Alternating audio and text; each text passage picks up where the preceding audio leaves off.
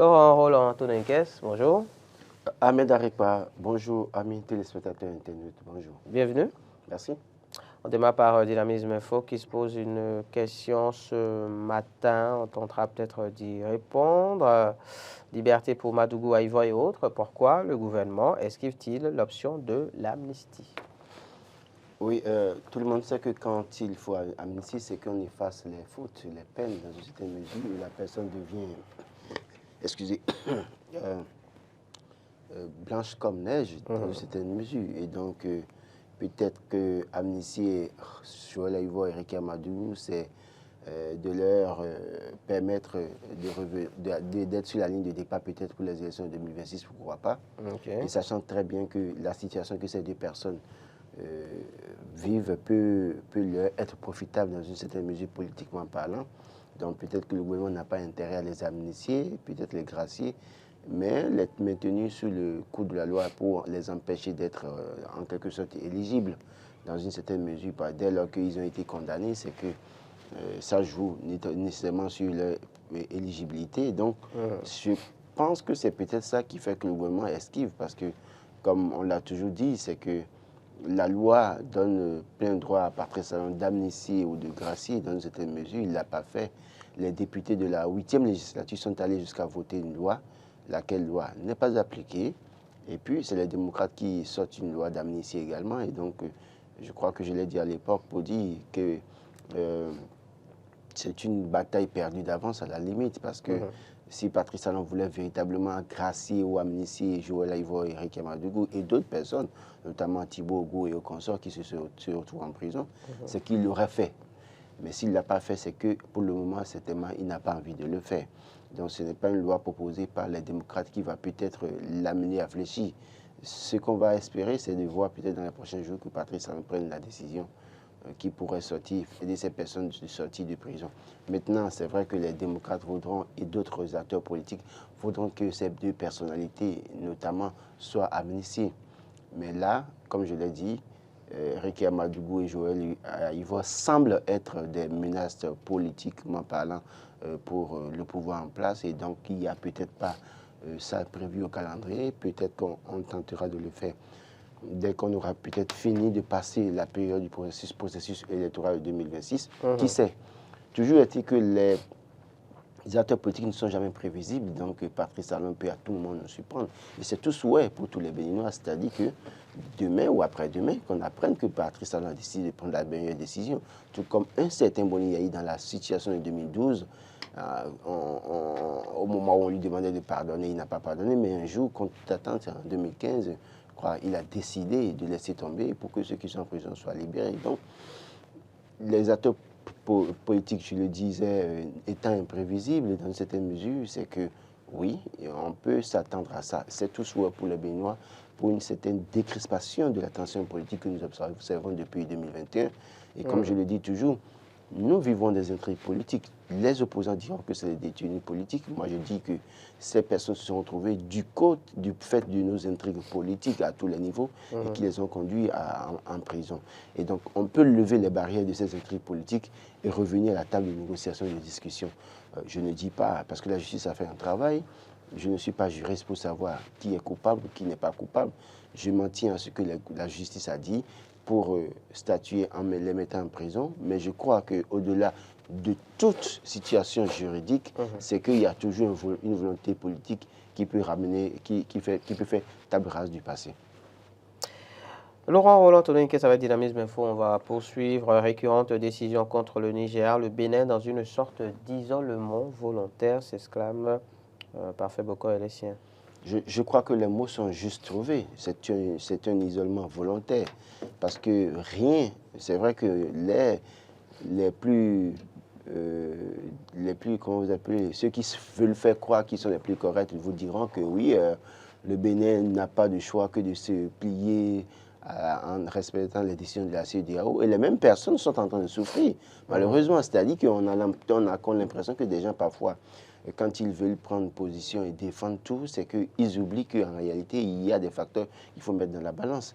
Le Bénin a décidé, de ce point de vue, dans cette situation, j'estime que le Bénin a décidé de s'isoler parce que ce que nous vivons nous devons tenir compte des problèmes des concitoyens. Et donc, aujourd'hui, le Bénin a la possibilité de retourner à la table de discussion en interpellant les chefs d'État de la sous-région pour leur dire voilà, voilà. Parce que moi, j'apprends que des camions passent par le Nigeria pour aller au Niger. Et pourtant, tel qu'on parle de la frontière du Bénin, de la fermeture de frontière entre le Bénin et le Niger, ce n'est pas de cette manière qu'on apprend, qu'on voit ça du côté du Nigeria. Moi, je m'amuse à lire les informations. D'ailleurs, j'ai au moins 2-3 groupes dans lesquels les gens font la revue de presse du Nigeria. Je lis, je suis l'actualité du Nigeria.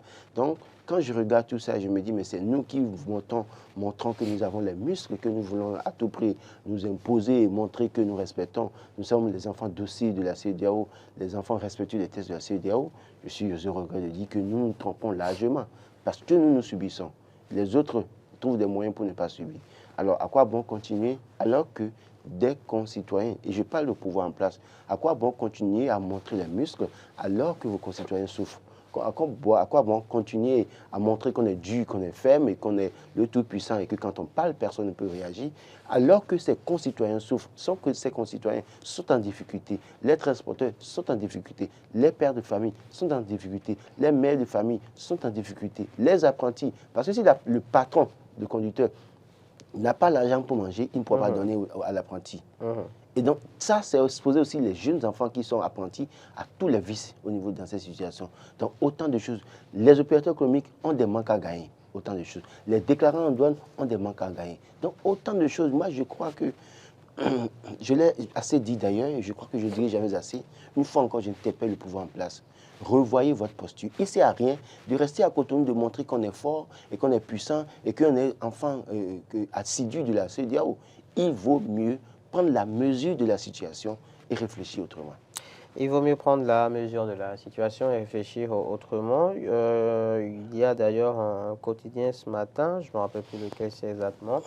Je retrouve la une du quotidien et je vous reviens là-dessus, qui disait entre autres que pour ce qui est de l'actualité aux États-Unis, en tout cas concernant la situation au Niger, oui, le gouvernement américain qui reconnaît le CNSP et l'ambassadeur nigérien en poste qui démissionne, et le quotidien de faire le lien pour dire que finalement les États-Unis choisissent de prioriser leurs intérêts.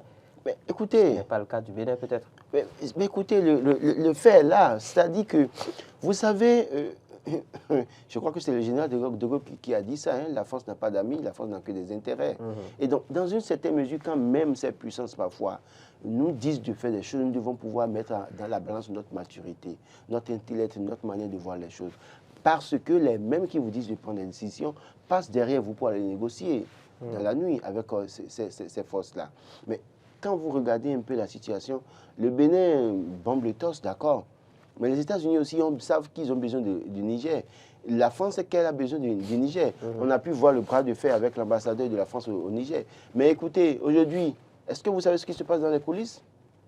Quand vous subissez un coup d'État, il y a un moment d'émotion où tout le monde, surtout les chefs d'État, vos pères chefs d'État de la sous-région, soutiennent et disent jamais ça ne peut se passer. C'est pour un temps. Mais écoutez, le Bénin sera là. C'est les États-Unis qui vont encore appeler le gouvernement béninois. La France va appeler le gouvernement béninois pour dire, écoutez, maintenant là, ouvrez les frontières. Et ils n'auront d'autre choix que d'ouvrir. Et c'est ça aussi la question d'image. Parce que dans cette affaire, nous allons montrer que nous sommes forts. Nous allons avoir les discours que nous voulons.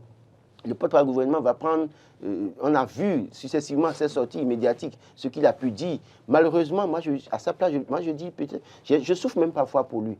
Parce que parfois, parfois, il dit des choses et je me dis, est-ce qu'il se rend compte qu'un jour, on peut venir l'amener encore à dire le contraire de ce qu'il dit? C'est ça le véritable problème. Ce qui veut dire que dans une certaine mesure, nous devons avoir... C'est-à-dire faire très attention aux mots que nous utilisons. Oui, mais parce que politiquement parlant, qu'il n'y a pas de vérité, comment dire, qui soit immuable en tant que telle. Dans ce pays, toute vérité est vérité de l'heure. Toute vérité est vérité de l'heure. Non, attention, il y a des vérités qui sont poussées. Il n'y a pas, évidemment. Toutes les vérités sont en vérité de l'heure. Il y a des vérités, c'est pour le temps. Quand je vois le porte-parole du gouvernement dit que le gouvernement n'a pas négocié avec le CNSP, d'accord, mais qu'en même temps, le même porte-parole, parce qu'on lui a dit de dire, peut-être il est obligé de dire, que le gouvernement négocie avec le CNSP pour avoir un couloir humanitaire. Vous ne reconnaissez pas les gens, mais vous voulez négocier avec eux sur quelle base? On ne négocie pas avec quelqu'un qu'on ne reconnaît pas. Cela suppose que quoi? Nous devons savoir quel mot utiliser dans des circonstances données. Parce que la France, quand la France va dire au Bénin, ouvrez les frontières, le Bénin n'aura pas de choix. Je regrette de le dire comme ça, et vous le savez mieux que moi. Ils le savent mieux que moi. C'est pour vous dire quoi? Non, je ne le sais. Ah, vous ne le savez pas, d'accord. Mais eux... Ce serait vous en train de nous dire que voilà, ces puissants, justement, continuent de s'ingérer. Oh non, mais écoutez, c'est moi qui vous apprends ça? Dans les affaires politiques, c'est moi qui vous apprends ça ce matin? Défense, de donations. Je suis regret de dire que... De toute façon, quand la situation sera assez préoccupante pour la France et les États-Unis, ces puissances peuvent à tout moment vous dire, ouvrez les frontières et maintenant, parce que nous avons besoin de continuer à collaborer. C'est tout. Les États-Unis qui appellent en tout cas la CEDEAO à une entente avec les putschistes. C'est Daibi Info qui en parle vous voyez que ce matin. Ce qu'on disait au début, on traitait de tous les noms. Ils vont tous revenir tout ce qu'on a dit sur ce plateau-là. Ils vont revenir faire tout ce que j'avais dit au début. On m'a traité d'apologiste du coup d'État là. Je suis sûr qu'ils vont revenir sur ça. Ils vont faire les mêmes choses et on verra qui finalement dit la vérité. En réalité, nous devons faire très attention. Je recommande à Patrice Talon de faire très attention dans cette situation. Parce que même le Nigeria, Tinubu qui a commencé par parler, parce qu'il venait d'arriver, peut-être qu'il est homme d'affaires prospère au Nigeria, tout ça là, il venait d'arriver. Les réalités politiques sont autres. On a pu voir aussi Patrice Talon au début de son mandat prendre des mesures, dire des choses, mais les gens disaient que, justement quand il disait qu'il allait faire 5 ans des chefs d'État, on a entendu dire que les chefs d'État avaient dit, mais écoutez, il vient d'arriver, il n'a pas encore compris le pouvoir. Et par la suite, on a pu voir, de 5 ans, il est en train de faire 10 ans. Donc, je dis, dans des situations données, faisons très attention parce que ça peut se retourner contre nous. Et ça se retourne contre nous, nos concitoyens souffrent. Et c'est le plus important qu'il faut mettre dans la balance pour négocier. Je faisais allusion tout à l'heure à Émergence Info, qui a donc titré ce matin « Continuité de la coopération avec le Niger ». Contrairement au Bénin, les USA privilégient leurs intérêts. Avec Émergence Info, un autre fait d'actualité, Laurent Roland-Anthony Caisse, sujet sensible, déclaration incongrue et immorale, selon le quotidien de l'association LGBT. Le Bénin reconnaît-il désormais les organisations homosexuelles? La juste dénonciation de Yahi doit être prise au sérieux. Le président Boni Yahi, qui évidemment se fait désormais... Il faut préciser l'ancien président, parce qu'ils n'aiment pas qu'on dise le président Boni Yahi. Donc il faut préciser chaque fois. On reviendra d'ailleurs sur le sujet Yahi dans l'actu décalé, si tout va bien. Mais en attendant, donc oui, le président Thomas Boni Yahi, l'ancien président Thomas Boni Yahi, qui se fait donc désormais, on va dire quoi, défenseur, pas de la cause des LGBTQ, mais justement qui défend la pratique, qui milite contre cela. Bon. Alors, on connaît le bord, les convictions religieuses de Boni Yahi, et donc il est chrétien évangélique, ça c'est un secret de polichinelle. Et on sait très bien que dans le milieu chrétien évangélique, les gens sont farouchement contre ce qu'on appelle homosexualité, lesbianisme, LGBTQ, transgenre et consorts. Et donc, dans une certaine mesure, la réaction de Boni Yahi ne surprend pas. C'est-à-dire, c'est une réaffirmation de sa conviction religieuse. Mais toujours est-il que, voilà, la question de Émergence Info ce matin est assez préoccupante parce que la loi au Bénin est restée muette sur la question. Il n'y a pas de disposition particulière, comme dans certains pays où des lois ont été votées expressément pour interdire ce mode de vie. Ou pour autoriser. Soit interdit ou autorisé, donc interdit et réprimé de la plus violente des manières dans certains pays. Donc la loi au Bénin est restée muette là-dessus. Et puis, parce que la Constitution dit tous les hommes sont égaux devant la loi. Voilà. Donc, malheureusement, à ce niveau, c'est que ces personnes qui se retrouvent dans cette situation se trouvent peut-être en greffe protégées par la loi qui est restée muette sur la question, parce qu'il n'y a pas de législation qui encadre ce mode de vie. Alors, mais ce qu'on sait, c'est que c'est bien clair que le mariage au Bénin se passe entre un homme et une femme. Jusqu'à preuve du contraire, ça n'a pas encore changé. Ces personnes veulent une certaine... comment vous appelez, une certaine autorisation, je suis tenté de dire une autorisation pour vivre pleinement leur mode de vie dans le pays, lequel mode de vie n'est pas partagé par tout le monde. Même quand vous allez dans les milieux traditionnels, excusez, les gens ne sont pas suffisamment prêts pour ça. Et d'ailleurs, les discussions sont claires là-dessus. Donc, quand on voit tout ça et que personne n'en parle, le pouvoir en place est resté muet sur la question, la loi, les députés votent une tonne de lois depuis 2016, depuis qu'ils sont là, même avant ça. Mais depuis 2016, on nous fait comprendre que l'Assemblée nationale, notamment la 8e, a été assez productive. La 8e a été productive en termes de loi, mais jamais une loi en la matière. Le pouvoir, la nouvelle législature qui est la 9e justement, est là, mais aucune loi encore en vue en la matière dans une certaine mesure. On a pu avoir quelques rumeurs, mais les quelques rumeurs qui n'ont pas été confirmées, même si on sait que les rumeurs finissent toujours par être confirmées au Bénin, on attend de voir la suite. Donc, quand c'est comme ça, et que le pouvoir en place ne réagit pas, et que c'est un Boni Yayi, ancien président, qui réagit, je comprends pourquoi est-ce que, je crois que l'association Hirondelle, c'est une association des gays, qui a réagi, de gays qui a réagi, le président qui aurait réagi et qui dit que ce que Boni Yayi est en train de dire, c'est le livrer à la vindicte populaire. Je comprends sa posture, parce que dans les pays où ce n'est pas encadré, dès lors que une personne de l'envergure de Boni Yayi en parle, c'est que les personnes qui vivent ce mode de vie sont exposées. Parce que sont en danger. Sont en danger, c'est ce qu'il dit. Mais moi, je crois que oui, quand vous avez décidé d'avoir un mode de vie, vous vous préparez à toutes les éventualités. Moi, je ne partage pas ce mode de vie, je suis formel là-dessus. C'est mon avis, je l'assume. Je ne comprends pas pourquoi deux hommes doivent se mettre ensemble, pourquoi deux femmes doivent se mettre ensemble, alors qu'en réalité, on dit qu'il y a suffisamment d'hommes, il y a suffisamment de femmes.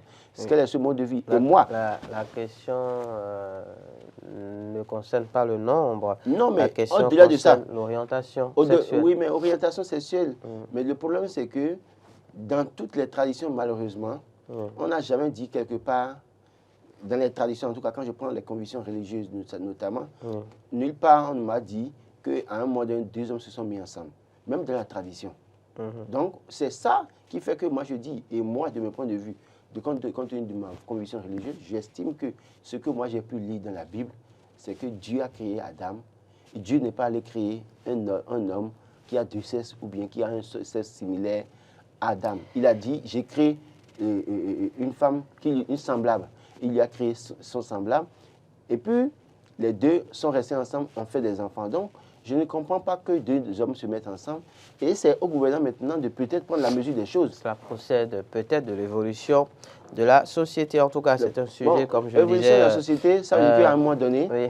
comme d'autres personnes ont pu faire dans d'autres pays, que je ne vais pas citer, en rendant Dieu neutre, c'est-à-dire que par son sexe. C'est parce que dans la plupart du temps, quand on parle de Dieu, oui, on le met au masculin. Mais d'autres pays ont décidé de donner un sexe neutre à Dieu. C'est vrai que la vie est évolution.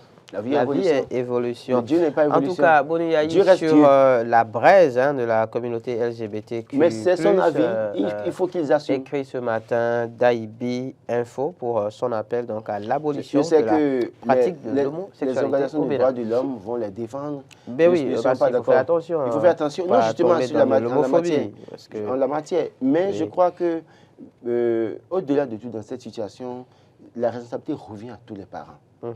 C'est-à-dire que si vous ne voulez pas que vos enfants deviennent lesbiennes, vos filles ou bien le garçon deviennent des PD demain, c'est à vous de travailler, à les éduquer et à voir, commencez par suivre leur mode de vie. Quand le garçon à la maison commence pas à se comporter comme une fille, il faut en même temps trouver le moyen pour stopper. Quand la fille commence pas à se sentir à l'aise avec ses copines, s'enferme avec ses copines dans la chambre, il faut chercher à comprendre et commencer par limiter les dégâts. Parce que c'est vite arrivé. Parce qu'à cette allure, si les parents ne prennent pas cette responsabilité, on va assister à une situation où les enfants pratiquement seront dans ce mode de vie et ce serait trop tard parce que tout le pays sera embrasé dans cette mesure. Il y a encore possibilité de limiter les dégâts. On va rester avec Daibi Info, Laurent Roland de Nikes, et on va parler à nouveau de Boni Yayi, le président, enfin l'ancien président. Daibi Info écrit ce matin politique, navire de la mouvance présidentielle, Nazer Dossa et ses coéquipiers lâchent Patrice Talon et rejoignent le parti des démocrates. Une autre comédie politique. Comédie politique, dites-vous. Comédie politique, oui. Une autre, parce qu'il y en a déjà eu... Il y en a eu plein, on les connaît. Par le passé. Il y en a plein, comédie politique, il y en a plein, on les connaît. Exemple. C'est des gens qui n'ont aucune base. Ok. et qui cherchent toujours à se faire voir en montrant que oui, c'est eux qui sont devant la scène. Et personne d'ailleurs ne leur confie quoi que ce soit, ne leur fait confiance. On a vu Nazer Doussa en question sous Boni Yayi, quand Boni Yayi était pour voir ce qu'il était. Et puis, finalement, quand Boni Yayi est parti, il a été le premier, il fait partie des gens qui ont lâché, n'ont pas hésité à lâcher Boni Yayi. Et pour aller vers Talon, on a pu le voir dans, comment je vous appelle, au début, Dynamique Unitaire, avec un certain Roudé, Valentin, et puis après on l'a vu dans, comment vous appelez, on l'a vu avec, en tout cas il a fait un peu de tout. Et finalement, le voilà encore parce que Boni Yayi revient à la tête du Parti Les Démocrates. Je l'ai dit, c'est vrai que quand Boni Yayi a pris la tête du Parti Les Démocrates, beaucoup vont commencer par venir, mais attention, dans ce beaucoup-là, il y aura des taupes et des gens qui seront missionnés nécessairement pour venir casser le parti parce que ceux qui savent mieux faire dans leur vie, c'est de venir créer la zizanie, semer la confusion et puis repartir encore d'où ils sont venus. Donc, Boni Yayi et les membres du Parti démocrate doivent faire très attention. Nazer Doussa apporte quoi au parti? C'est-à-dire qu'en réalité, moi j'étais à la place des démocrates, vous venez, je regarde votre parcours, nous regardons votre parcours politique et nous mettons dans la masse qu'est-ce que vous apportez au parti. Parce que on a pu voir qu'il est à Parakou, après on le voit dans la 6e ici, dans son Zé natal, mais qu'est-ce qu'il pèse concrètement? Quand il laisse Patrice Talon, est-ce que Patrice Talon sent que quelqu'un l'a abandonné? Non. C'est-à-dire quand je mets Nazer tout ça dans la balance, Patrice Talon ne sent pas. Patrice Talon vous a-t-il non. Il y a des gens, il y a des gens, quand ils vont prendre la décision de Nazer Doussa. Attendez, il y a des gens quand ils vont prendre la décision aujourd'hui pour dire je quitte UP ou je quitte BR là. C'est que ça va être un événement quoi. Mais Nazer Doussa quitte l'âge Talon là, ce n'est pas un événement. D'accord? Et c'est de ça qu'on peut parler pour dire c'est un non-événement. C'est un non-événement, c'est un non-lieu. Voilà, merci. J'ai trouvé le mot juste. C'est un non-lieu. Continuons de parler du parti Les Démocrates avec le Béninois libéré cette fois. Conclusion du congrès ordinaire du parti. Ce que Dianontin dit de Yayi et de la déstabilisation du parti. Il prévient des germes de la cassure de la formation politique. Je crois que je suis revenu là-dessus à plusieurs reprises la semaine passée. C'est-à-dire, Boni Yayi à la tête du Parti des démocrates, oui, il a les commandes du parti en main, mais attention, les gemmes de cassure et de division vont provenir de l'interne du parti. Et j'ai dit, l'un des premiers points sur lesquels Boni Yayi doit pouvoir être assez tolérant et se ranger, c'est de ne jamais vouloir être à tout prix le chef de file d'opposition en demandant, en espérant qu'un nouveau décret soit pris ou bien que la Sénat fasse une nouvelle proposition. La loi est restée muette sur la question. La loi n'a pas précisé au cas où le président du parti sera changé. La loi a dit que le président, le chef de file d'opposition est choisi sur proposition du Conseil des ministres, est nommé en Conseil des ministres par décret. Proposition de la Sénat. Sur proposition de la Sénat. Parce que c'est au thème des résultats des élections. Oui. Donc, nous sortions d'une élection en 2023 et donc c'est sur cette base que la communauté a été choisie. On n'a pas encore eu d'élection maintenant. Oui. Précisons qu'on n'a pas vu le décret jusqu'à présent. Oui, bon, donc, ça n'existe pas. Voilà, donc si le décret n'a pas encore été pris, c'est qu'on peut le prendre. C'est une nomination verbale. On peut le prendre au vu des... Non, le décret peut exister. En fait, le décret peut exister. Seulement que si le décret sort, c'est qu'on doit pouvoir l'appliquer. Vous comprenez? Bien sûr. Donc, pour éviter... faire jouir puisqu'on ne veut pas... de position de ses droits. Puisqu'on ne veut pas lui faire jouir ses droits, c'est que on a des raisons de ne pas sortir le décret parce qu'on ne peut pas dire qu'on a nommé quelqu'un comme ça. Vous prêtez en tout cas des intentions bref, c'est une parenthèse. Au gouvernement pour ce dire matin. Que Boni Yayi doit pouvoir être resté dans son couloir maintenant et même si le gouvernement reconnaît de laisser RMDT jouir de ce qu'il faut jouir en tant que chef de file d'opposition. D'ailleurs, Boni Yayi, lui, il n'en a plus besoin en temps normal s'il veut être objectif et concret dans sa bataille. Il doit pouvoir se passer de ça et faire le travail que peut-être les militants du Parti démocrate lui demandent. Donc, ça, c'est un premier point. Mais l'autre point, c'est que des gens au sein du parti peuvent être à tout moment débauchés et créer la zizanie. On a pu voir les Irénée Agosaki, subitement sanctionnés au sein du parti, sont allés déposer la candidature, on peut avoir les parrainages. Pendant qu'on a bloqué Réki Amadougou et consorts, dans cette mesure, on a pu voir comment les Moïse Kérékou et autres ont pris par cette formation politique. On a pu voir la suite. Donc, ce qui va se passer, c'est que des gens peuvent être débauchés de la fonction politique pour déstabiliser en réalité. Et sachant que Boni Yayi, c'est un personnage atypique, excusez, un peu impulsif, dans une certaine mesure, il peut arriver que des actes peuvent l'amener à sortir de lui-même et à avoir des réactions qu'il ne devait pas avoir, et ça peut se retourner contre les fonction politique. Donc, oui, Dianté fait bien de rappeler à Boni Yayi de faire très attention. Et d'ailleurs, il connaît bien son ami, il connaît bien son ami Patrice Talon. Quoi qu'on dise, ils restent amis, ils se sont connus pour des intérêts donnés, même si à un moment donné, les intérêts les ont divisés, c'est que... Il était ministre du président Thomas Boni Yayi. Non, je parle de Yayi Boni et Patrice Talon. D'accord. Accès à l'énergie dans les collines avec le matinal. Laurent Roland-Antonin inquiète plusieurs ménages électrifiés à Diabata, le bon fonctionnement de la centrale Salut. Oui, il faut préciser que Diabata, c'est une région frontalière avec le Nigeria, qui est près de Savè, dans Savè, et qui est une zone de grand banditisme. De grand banditisme, c'est une zone d'insécurité dans une certaine mesure.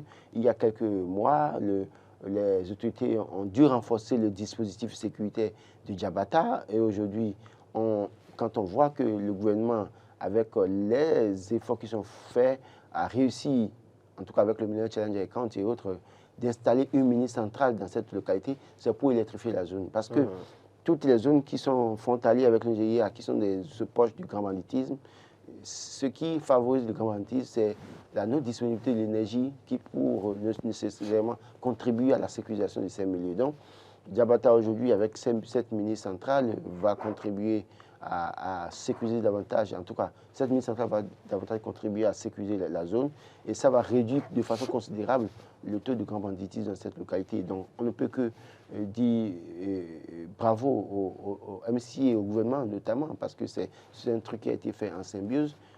Remercier toutes les autorités qui ont contribué à cela parce que quand vous écoutez les témoins de ces personnes qui vivent dans ce milieu, je me rappelle dans la période 2021, toutes les fois je suis allé à Savè, pratiquement tous les mois j'étais à Savè, et quand vous entendez parler de cette région, c'est beaucoup de personnes fuient cette zone. C'est même pas que Diabata, il y a bien d'autres régions aussi, dans la zone de Savè, qui font corps avec le Nigeria et autres. Et donc, il faut faire très attention et faire en sorte que, comme une mini-centrale a été installée là, travailler à ce que d'autres zones aussi aient leur mini-centrale, davantage pour sécuriser la zone. Reprofilage des routes secondaires à Abomey-Calavi. Nous sommes avec Info Matin.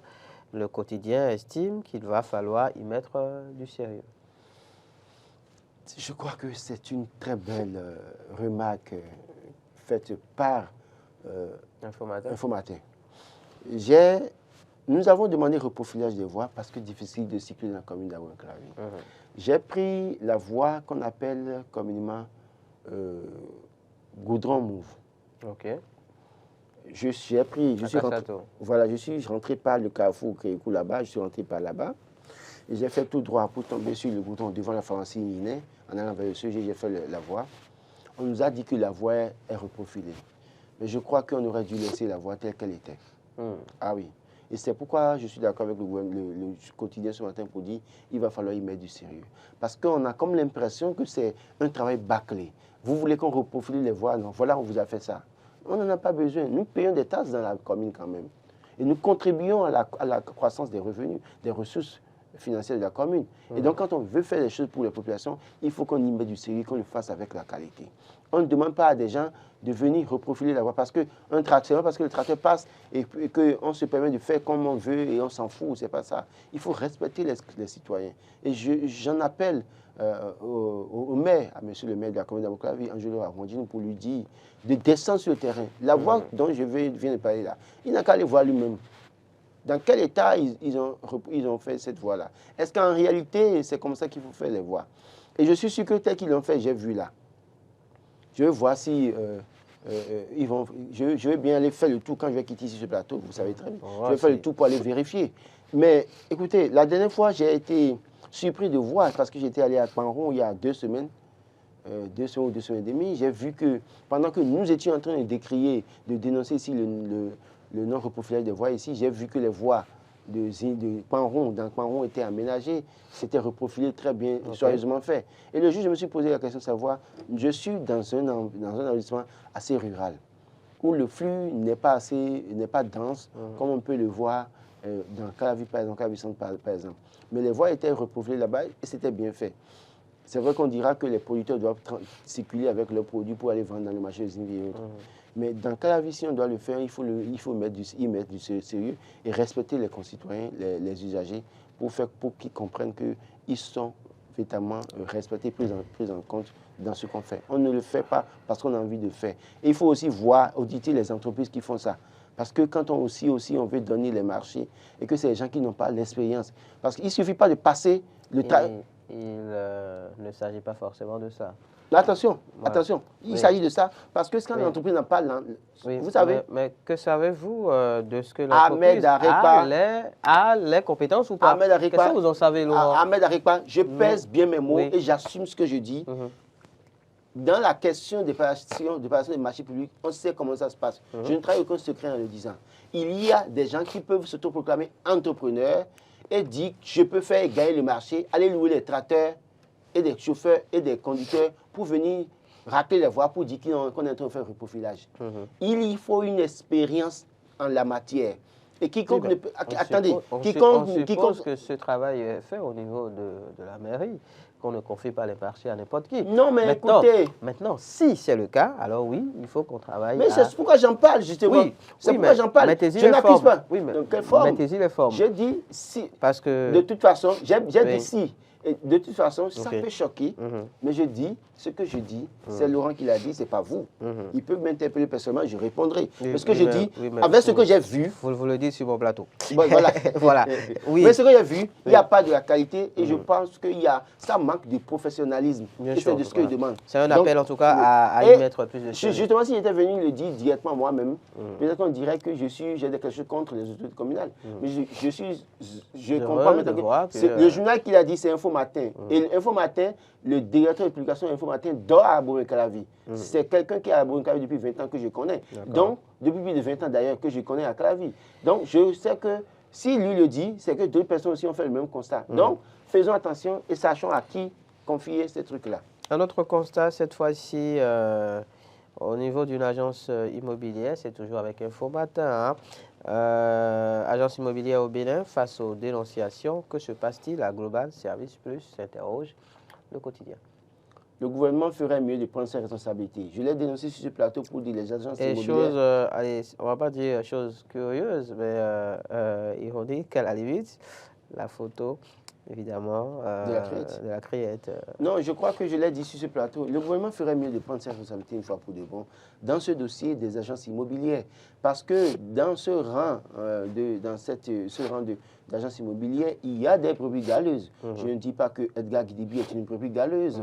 C'est vrai que pendant que les autres le dénoncent sur les réseaux sociaux, disent qu'il a fait ça, le gars est serein. D'ailleurs, encore que hier, il a fait même un direct sur le méta pour donner des opportunités d'emploi aux jeunes dans cette mesure. J'ai pu voir il y a quelques jours qu'au niveau de son centre vers le campus, en face du centre il y avait une fois des jeunes entrepreneurs qui avaient exposé leurs produits dans cette mesure. C'est quelqu'un qui fait énormément de choses pour la jeunesse, qui fait certaines choses. Je ne suis pas là pour le dire, je ne le connais pas. Je n'ai aucune relation personnelle avec lui d'ailleurs. Mais si en réalité, des choses comme ça arrivent, il faut qu'ils sortent pour se prononcer là-dessus, pour nous dire. Je sais que dans le lot, il y a des gens qui ont grugé des centaines de populations, des centaines, des milliers. Des agences immobilières de manière générale. Oui, des milliers de personnes, des personnes qui sont malades du fait de cette situation. Et c'est à l'État de prendre ses responsabilités pour situer, pour nous dire qui est fautif dans ces dossiers, qui est innocent dans cette mesure, mais en même temps protéger les citoyens. Parce que quand vous voyez une dame que je connais, que j'ai rencontrée, je ne me rappelle plus de là où je l'ai rencontrée, ça doit être Cocody ou je sais quoi. Et puis on parlait, et elle a évoqué un dossier de parcelles qu'elle a acheté. Elle a acheté dans une agence. Voilà, c'est Atori, je l'ai rencontré, bien sûr. Je l'ai rencontré à Toricada parce qu'il était allé voir une dame et on parlait. Et puis elle a évoqué une structure où elle a acheté 2 domaines. Et on l'a amenée dans un glog de Glodigbe ici, avec son fils unique, ils sont allés là-bas, et puis on lui a montré le domaine. Pour y accéder déjà, c'était difficile. Donc, elle-même ne peut pas facilement arriver sur le site. Et elle a fini de payer, on lui a donné des reçus, mais jusque-là, on ne lui a pas donné la convention et tout ça là. Et quand elle appelle pour avoir les papiers, on lui dit demain, après-demain, demain, après-demain. Et je lui ai posé la question, est-ce que si aujourd'hui je vous dis, rentrez dans ma voiture, allons-y sur le site, est-ce qu'on peut aller? Elle dit, tonton, je vous assure tout, je ne peux pas reconnaître. Voilà. Donc déjà, je suis en difficulté. Je lui ai dit lundi, allez là-bas, demandez-leur que vous voulez aller voir encore la personne. Elle est repartie à l'agence. L'agence a dit, il n'y a personne disponible, il fallait appeler avant, 112 heures avant, pour demander d'abord. Elle a dit, ok, elle a dit, je rentre. Elle part, elle appelle 112 heures avant, même une semaine avant. Et on lui dit, bon oui, on va l'appeler. Jusqu'à aujourd'hui, on n'a pas appelé. Et la dame là, elle est institutrice. Elle est maintenant à la retraite. Et elle a eu le pain de terre sur laquelle elle vit à Tori avec son fils. Et c'est peut-être pour assurer un héritage à son fils qu'elle a acheté ça en attendant. Mais là maintenant, ça part pratiquement en fumée. C'est-à-dire que ces agences-là, il y en a plein. Il y en a qui, à Kassatou aussi, qui a vécu le bling-bling, qui a couché malheureusement avec la secrétaire avec qui il employait, qui a vécu comme il voulait, en faisant tout ce qu'il a fait. Ce n'est pas le sujet. Maintenant, à détaler, non mais c'est bien le sujet, à détaler et les familles sont en difficulté. L'État n'a qu'à prendre ses responsabilités. Parlons de cet aspect. J'ai dit, faisons... Détaler, les familles sont en difficulté, c'est le sujet. Ce que vous avez dit bien avant, ce n'est pas le sujet. De toute façon, ce que veut dire le gouvernement... Il gère sa vie privée comme il le veut. Ah bon, oui. Oui. Mais les conséquences sont là. Oui, on a dépensé l'argent des pauvres populations. Ce que je recommande au gouvernement, pour finir, c'est de faire l'inventaire des agences immobilières qui existent en République du Bénin. Je l'ai déjà dit une fois et je le redis ce matin. Faire l'inventaire des agences immobilières. On part de là. Maintenant, demander aux agences immobilières de mettre sur la table leurs biens, c'est en fait les domaines qu'ils ont à vendre. Faire le point.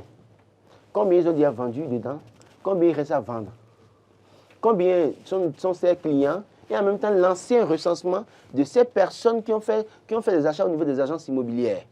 Faire une comparaison avec les agences immobilières qui disent peut-être nous avons vendu pour 100 personnes alors qu'ils ont vendu pour 1000 personnes. Et en même temps, commencer par situer les responsabilités pour protéger les intérêts des citoyens. On n'est pas gouvernement pour dire nous avons seulement une autre feuille de route que nous voulons suivre. On est gouvernement aussi en écoutant les citoyens, en trouvant des solutions pour les citoyens. Parce que dans cette situation dont je parle, des gens ont fait des crises, sont maintenant invalides.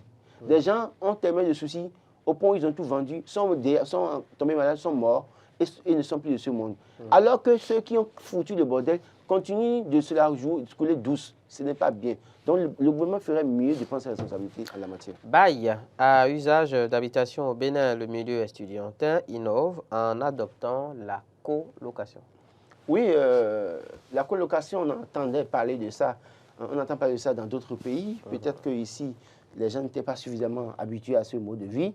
Mais je crois qu'aujourd'hui, avec la cherté de la location aujourd'hui, la meilleure option, c'est de procéder à ce mode de vie. Je sais que dans un pays comme le Gabon, par exemple, quand c'est 2 chambres à coucher et un salon, vous pouvez louer les chambres à coucher et avoir le salon en commun. En partage. En partage. Donc, et dans d'autres pays en Europe également aussi, et que vous pouvez...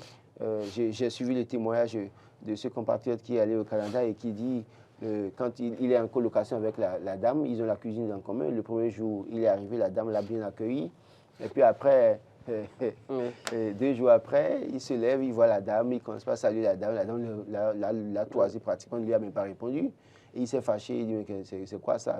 Donc après, les gens lui disent, écoute, si tu la salues, elle ne te répond pas. Tu continues ton chemin, vous n'avez rien à foutre. Parce que vous êtes en colocation. Si elle est dans la cuisine, c'est occupé, tu te retires, elle finit, tu vas faire ta cuisine.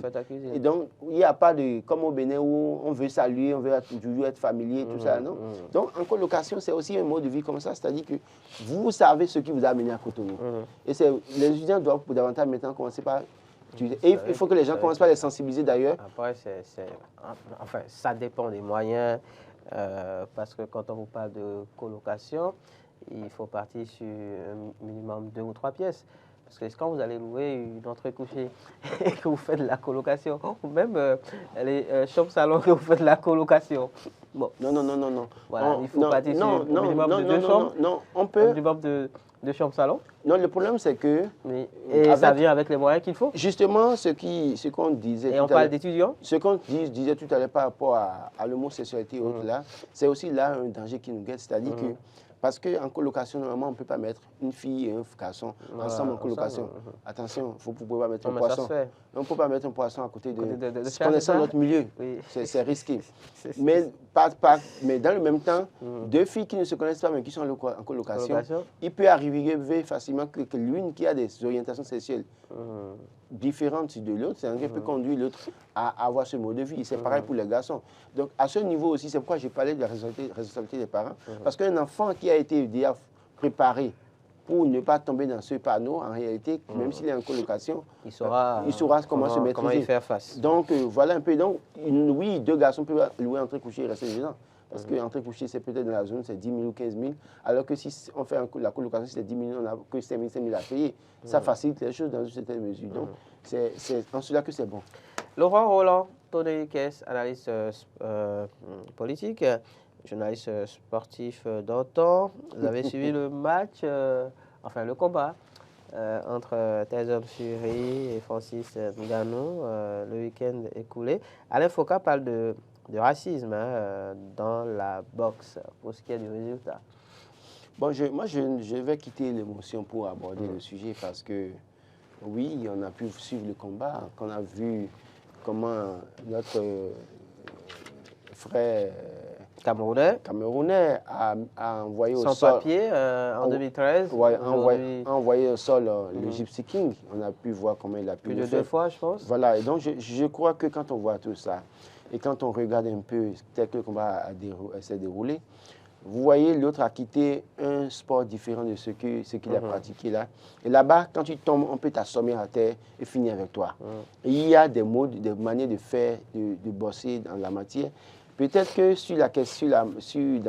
dans ce qu'il a pu faire, les gens lui ont relevé des intérêts. C'est vrai que c'est une victoire partagée parce qu'on parle de 2 contre 1 qui ont tranché en faveur de Tyson Fury. Oui, c'est ça. C'est 3 points de différence. Voilà, et donc quand on regarde tout ça, ça ne devait pas surprendre. D'ailleurs, même quand je reprends le combat et que j'analyse, écoutez, sortons de l'émotion, essayons d'analyser les choses. C'est un combat hautement business. Bien sûr, bien sûr. Quand vous regardez le parcours de Tyson Fury, les structures avec lesquelles il a des contrats, et quand vous regardez un peu, comment vous appelez, ce que les gens ont misé, vous pensez que OneXBet veut perdre de l'argent pour faire faillite? Vous pensez que là-bas aussi, il y a quoi? La mafia existe partout, mon cher. Il y a de la mafia, c'est ça? La mafia existe partout. Et donc, exprès, en fait, on peut... Mais écoutez, regardez le nombre de personnes. Gagnant, allez voir comment ce que les gens ont misé pour la victoire de Francis Ngannou. Et regardez ce que ça a généré. Donc, la théorie du complot aussi, là, non, pour vous. Vous voyez qui vous moi, j'analyse une situation pour dire quoi? Il y a des contrats en jeu. Okay. Aujourd'hui, Tyson Fury à terre, c'est les contrats de publicité qui sont à terre. Parce qu'il ne va plus avoir la même image qu'on voulait de lui pour faire passer que cette grande société continue à avoir en tout cas une certaine renommée en utilisant son image. Donc, il y a un certain nombre de choses. Mais quand on regarde aussi les gains issus du combat, mais Francis Ngannou s'en sort avec 5 millions de dollars, tout au moins d'abord, sur le combat d'abord, mais après ça, tout ce qui est payé là-dessus, que ce soit ceux qui ont suivi en ligne ou en direct, tout cela paye Francis Ngannou. Et le jeu, parce que c'était... Moi, j'ai comme l'impression que c'est un effet d'annonce pour pouvoir maintenant faire passer Francis Ngannou d'une étape à une autre étape. Vous allez voir peut-être les prochains combats de Francis Ngannou ne seront pas tels que ce que nous avons vécu. Tout le monde sait que quand on regarde un peu le combat, oui, on peut être d'accord qu'il a battu Tyson Fury. Mais pourquoi la victoire de Tyson Fury a été déclarée, tout le monde comprend. En tout cas, ceux qui comprennent un peu le milieu comprennent que c'est une question de marketing. Et malheureusement, quand cette question-là vient sur le tapis, il n'y a rien à faire. Écoutez, j'ai pu lire que les mêmes personnes qui continuent d'attribuer le ballon d'or à Messi, c'est eux qui ont donné la victoire à Tyson Fury. Et je suis... Justement, j'allais faire le parallèle, puisqu'on connaîtra le nouveau ballon d'or ce soir. Oui, mais parce que... Et on se rend compte que finalement, oui, dans écoutez, un cas comme dans l'autre, c'est ceux qui... certains ont eu 8 ballons d'or parce que... Ce qui me fait rire, parce qu'il fallait leur donner ça, d'accord, pour faire plaisir à leurs partenaires. Ce qui me fait rire, c'est ceux qui dénoncent, ceux qui encouragent et félicitent le ballon d'or de Messi, oui. Qui en réalité dénoncent la victoire de Tyson Fury. Voilà. Donc, non, la réalité est là. Les jeunes ont mouillé quand il prend Haaland, quand il prend, comment vous appelez, il y a un autre là, il y a 2 jeunes quand même qui sont en pole position, qui pouvaient banalement avoir ce prix-là. Mais finalement, on sait que pour question de marketing, il faut continuer à mettre l'image de Messi dans une certaine mesure. Et vous allez voir que pour d'autres choses, vous allez voir qu'on utilise l'image de Cristiano Ronaldo. Parce que les gens savent que pour le moment là, les deux là sont encore là. Le jour où Messi prendra sa retraite, vous allez voir qu'on va commencer par maintenant proposer d'autres jeunes. Et c'est ces images-là qui sont utilisées. Parce qu'à chaque saison, chaque étape, il y a des images qui sont utilisées. Pour finir sur le sujet d'ailleurs, le ballon d'or ce soir, oui. Pour qui selon vous? Non, mais moi, je crois que toutes les institutions disent déjà que c'est Lionel Messi parce qu'il a gagné la Coupe du Monde, comme si la Coupe du Monde était un baromètre, parce que les gens, d'autres ont gagné la Coupe du Monde en leur temps, mais pourtant n'ont jamais eu le ballon d'or. Donc, on attend de voir. Et le jeune Haaland, mais il paraît que déjà les médias sont allés déjà l'interviewer à Miami. Oui, l'interview du gagnant du ballon d'or a été réalisé avec lui. C'est ce que j'ai pu lire quelque part. Donc, on attend de voir. Ce qui est sûr, si c'est confirmé, Messi, tout le monde sait que la grande partie est contre, serait contre. Ça, c'est clair. Ce qui est sûr, mais ça ferait l'affaire du marketing du football.